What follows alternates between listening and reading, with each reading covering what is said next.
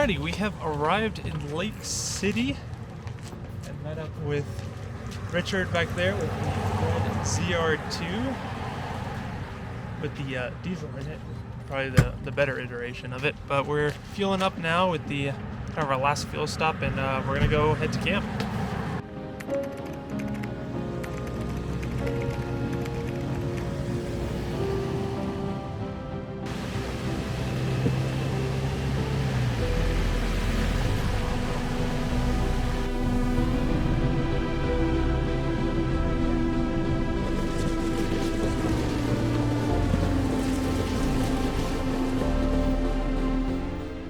Alright, in our hunt for a camp spot tonight, we came across this one, but as you can see, it is very, very small. Pretty much only one vehicle fits here, unfortunately.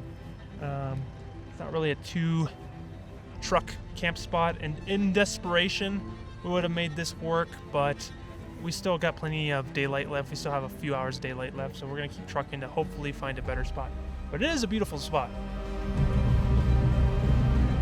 Gosh, it's pretty over here.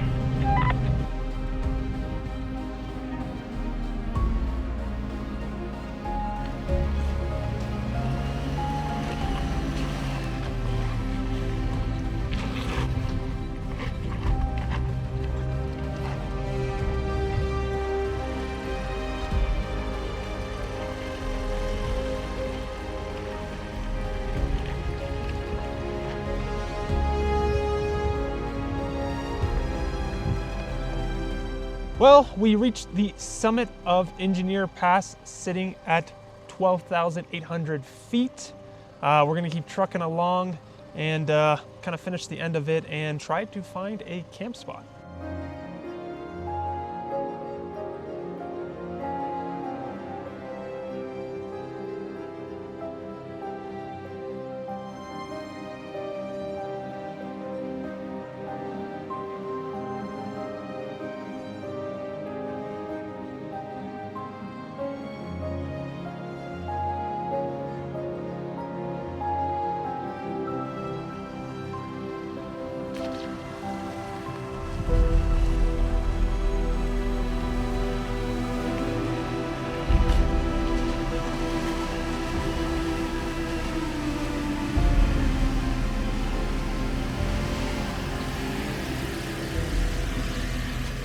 All right, because I always get this question all the time of what modes am I using and what features I'm using on the ZR2.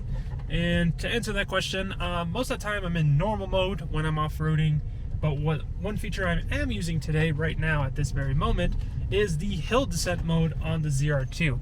As you can see it's blinking up at the top left corner, and it's set to a constant 5 miles an hour. So it's holding me down as we descend from the top of Engineer Pass at a constant 5 miles per hour, which is fantastic because I don't have to sit there constantly braking.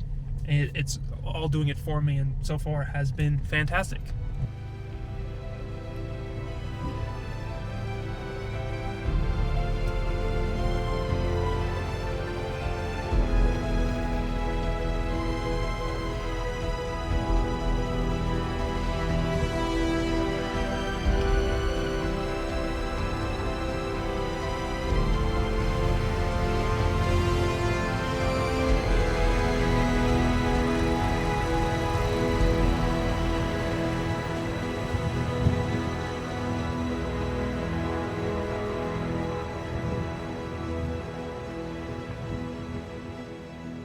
And just like that, we stumbled across this absolute gem of a camp spot. Got a little pond back there, and then from the pond we got a little creek that runs all the way down here. It is dipping fast though. Supposedly the low for tonight is a low of 34, but with the wind and I guess the humidity, it feels like 26. So luckily we brought our diesel heater to keep us nice and warm. Working on dinner and gonna just take in the views and enjoy this beautiful weather.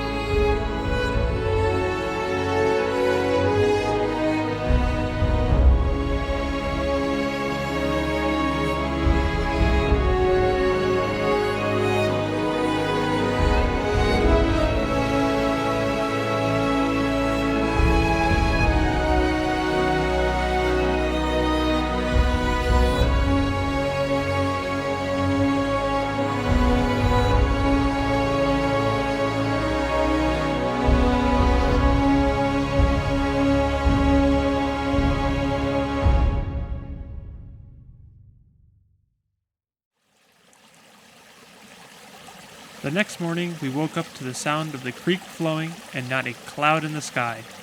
We were about to turn up the difficulty level up a notch by making our way over to Mineral Creek.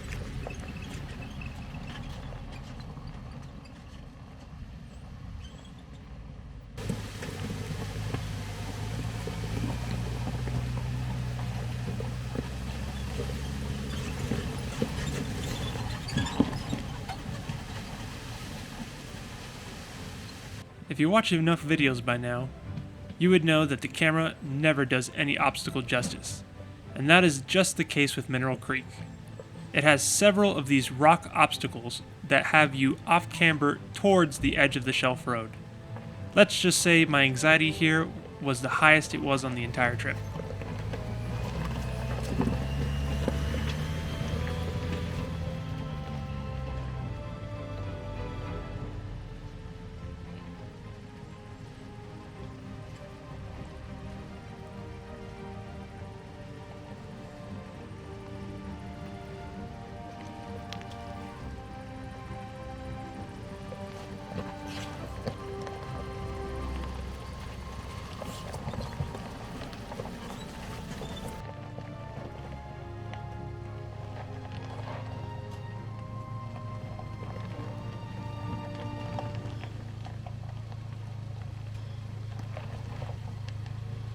Your back's gonna come up, yeah. Come a little bit, driver.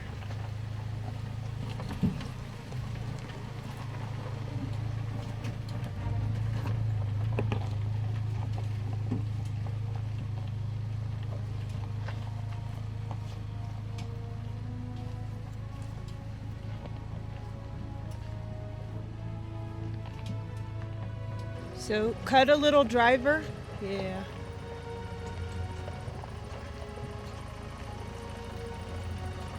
Cut more, driver, driver, driver. Yeah.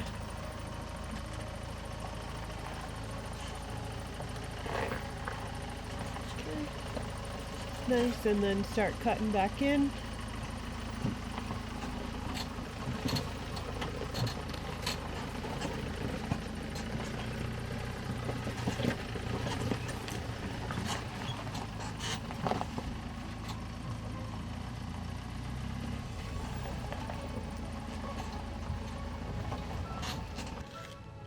Alright, so we're going to get a little bit uncomfortable here.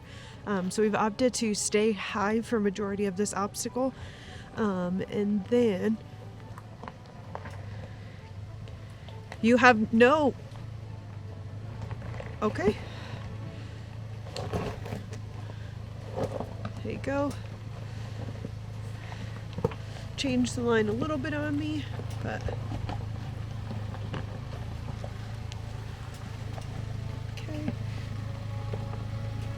You're going to want to cut passenger.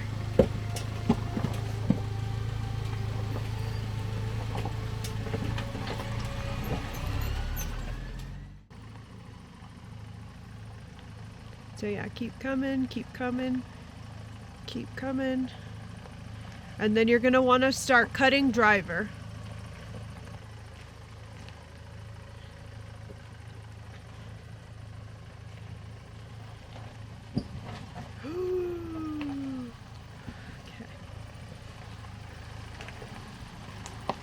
All right.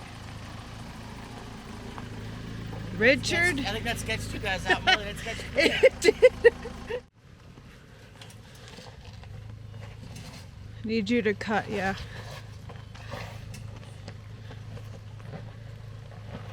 Keep her coming. Keep her coming. Keep her coming. Turn a little bit more. All right, straighten. All right, there you go. Slow and steady. Start, yeah, cutting in passenger. Okay.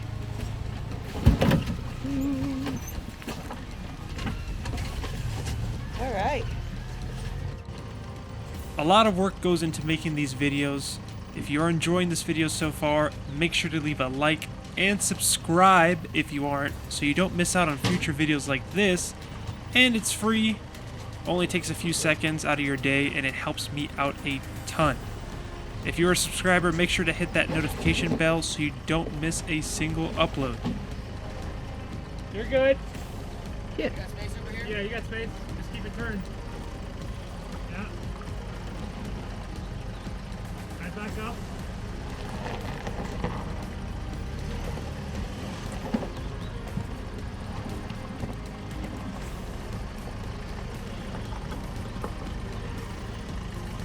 Yeah.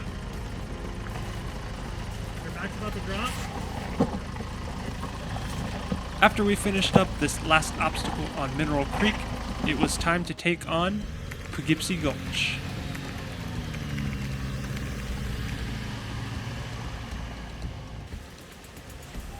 This trail had plenty of creek crossings and some puddles from all the snow melt. Some of the puddles, however, were a lot deeper than expected.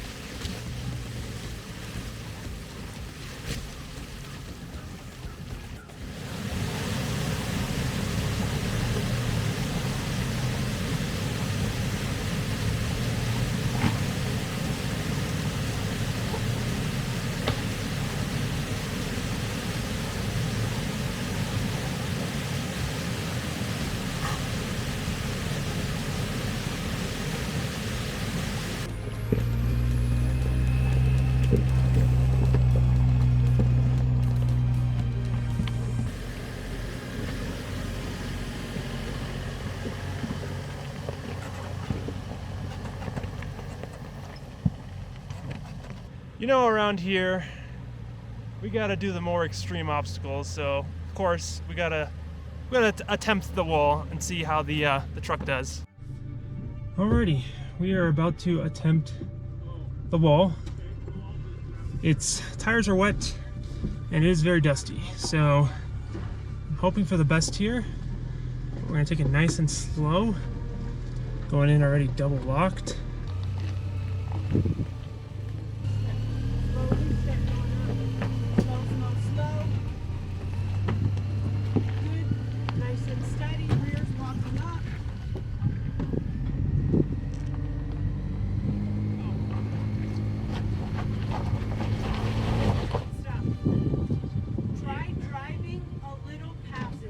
A little passenger?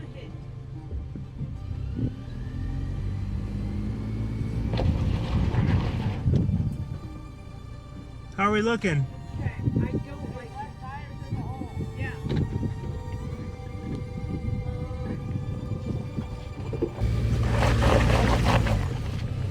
So you're driving into the hole. I'm driving into the hole now. So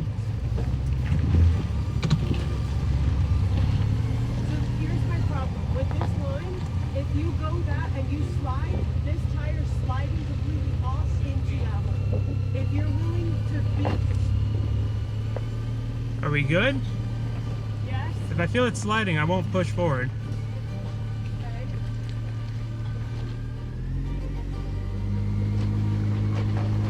No, stop. You're just gonna slide right into it. Yeah, there's not enough traction. If I go a little more passenger. How are we lined there? Am I gonna fall in the hole or no? No, it looks like you're gonna climb a little step, but go slow. Yeah. It's too slippery.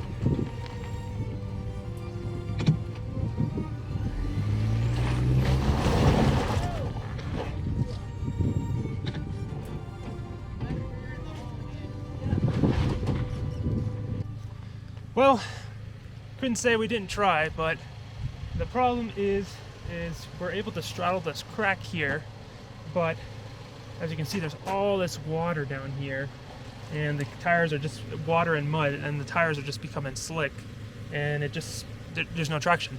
And even these rocks, if you can see, they're all layered with dust. There was a Jeep out here who apparently is part of the Jeep group that maintains this trail, and he was saying that normally he crawls up no problem with these, but he said that the conditions today were a lot worse than he's normally used to seeing out here. And before you say it, I am aired down. I'm aired down all the way down to 15 psi, so the tires are aired down. It's just an issue with traction with the water, mud, and dusty rocks. So I think we're gonna end up just taking the bypass, unfortunately. Maybe hopefully we'll come back out here again and try it on drier conditions.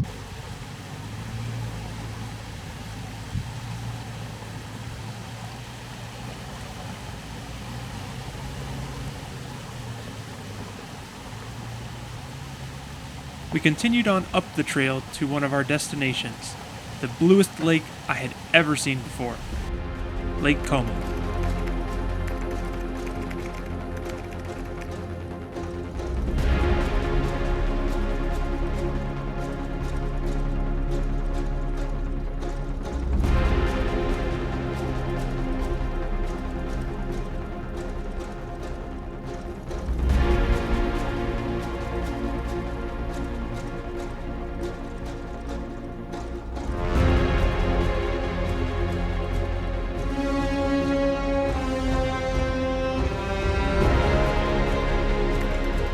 After pit stopping, having lunch, and admiring the beauty that Lake Como had to offer, we continued onward up Hurricane Pass, which gave us a view of Lake Como from above. We had no idea Lake Como was just the tip of the iceberg for the views about to come.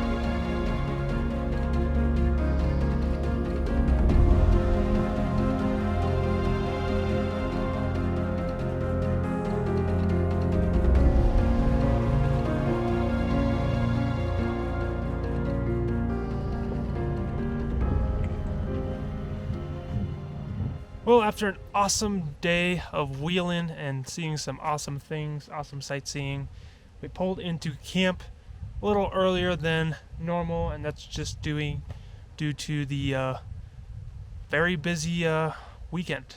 This is technically the first official weekend that most of these passes and trails are open, so there's a lot of people hitting them. But we were able to get this one.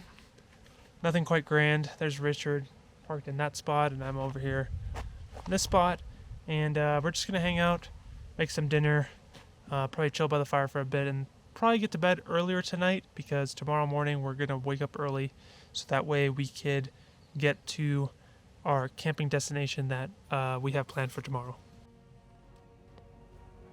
Now, the campsite might not be anything grand, but the views looking up through the trees to see the red mountains towering over us was quite the sight to see, and putting up the drone revealed even more.